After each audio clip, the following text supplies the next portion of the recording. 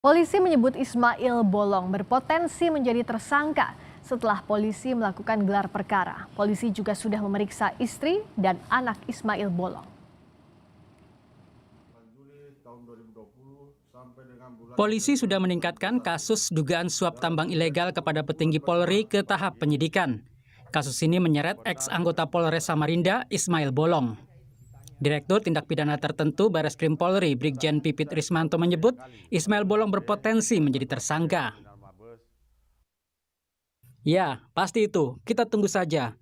Tolong jangan terlalu vulgar di media ya, kata Brigjen Pipit dalam pesan singkatnya kepada Kompas TV.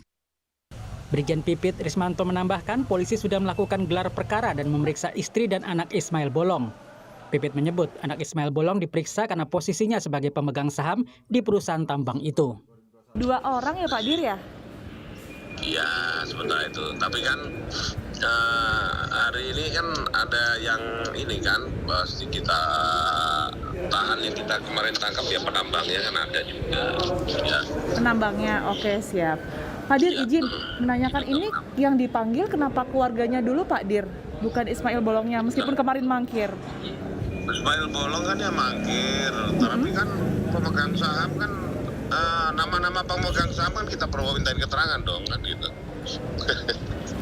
Oke, Jadi yang siap. bersangkutan kan pemegang saham ya. Izin Pak, anaknya ini pemegang Anaknya kan saham ya sebagai Pak? dirut. Anaknya sebagai dirut, direktur utama. Oke, gitu. Kalau istrinya Pak? Nah istrinya mungkin kemungkinan sebagai saksi aja karena mungkin dia sebagai pemegang saham juga ya gitu. Saksi. Izin Pak Dir, untuk pengenaan pasalnya berarti pasal apa ya Pak Dir kalau untuk pemeriksaan mereka ini Pak? Ya kita kalau terkait pertambangan tidak lepas dari pasal 158, pasal 161 ya, pasal 159. Iya, yang memenuhi panggilan bukan dipanggil ya, memenuhi panggilan. Ya. Oke. Kalau dipanggil ya beberapa orang, cuma yang memenuhi panggilan kan belum semuanya ya. Sebelumnya, mantan Kadif Propam Polri, Verdi Sambo, kembali bicara soal kasus dugaan suap pelaku tambang ilegal di Kalimantan Timur ke kepolisian. Sambo menyebut praktik tambang ilegal ini melibatkan oknum perwira tinggi Polri.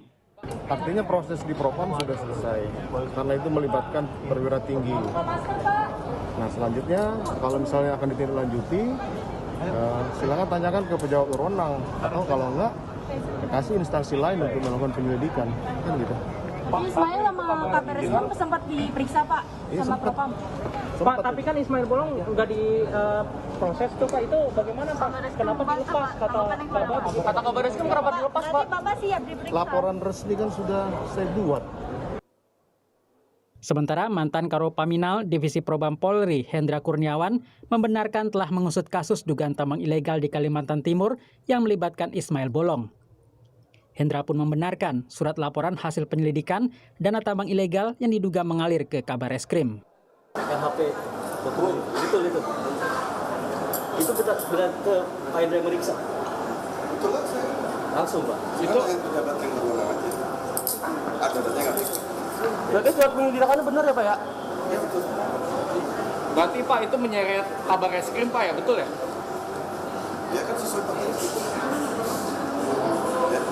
Terima kasih Pak. Namun, Kepala Bareskrim Komjen Agus Adrianto membantah tudingan menerima aliran dana dari Ismail Bolong dalam kasus tambang ilegal. Dalam keterangan tertulis pada Kompas TV, Kabar Reskrim mengatakan, "Saya adalah penegak hukum. Ada istilah bukti permulaan yang cukup dan bukti yang cukup." Maklumlah, kasus almarhum Brigadir Yosua saja mereka tutup-tutupi. Ismail Bolong diduga memberikan suap kepada para pejabat di Polda Kaltim pada Oktober hingga Desember 2021. Mereka diduga menerima uang dengan kisaran 600 juta hingga 5 miliar rupiah.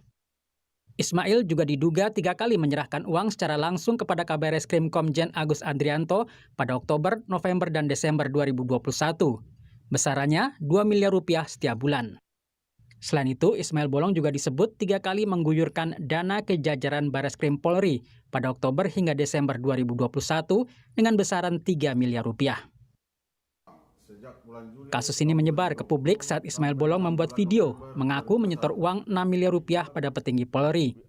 Tak lama kemudian, Ismail Bolong membuat pernyataan bahwa video sebelumnya dibuat dalam keadaan mabuk. Tim Liputan Kompas TV.